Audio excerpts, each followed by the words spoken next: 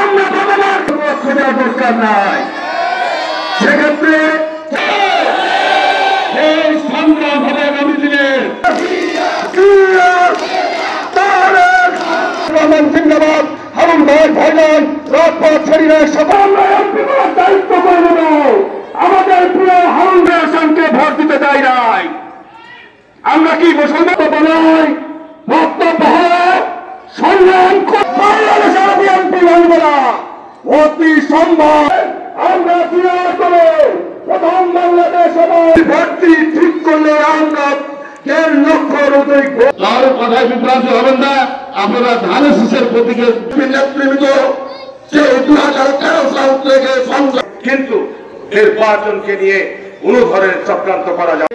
এই অন্তর্বর্তী সরকারের কাছে আমাদের দাবি যে আজকে দেশ নিয়ে ষড়যন্ত্র আমরা কোনোভাবে বরদাস্ত করব না।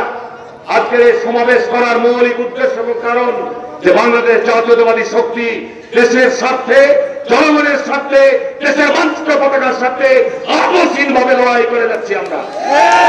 আমরা অন্যায়ের সাথে আপোষ করবো না, গণতন্ত্রের ব্যাপারে আমরা আপোষ করবো না।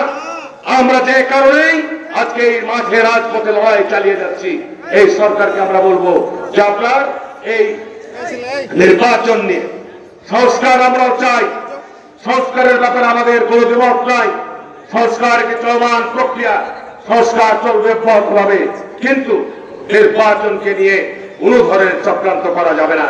মানুষ প্রায় 15-16 বছর যাবৎ নির্বাচনের মধ্য দিয়ে তাদের প্রতিনিধিদেরকে নির্বাচিত করতে পারে নাই বলেই আজকে দেশের এই ভয়াবহ সংকট।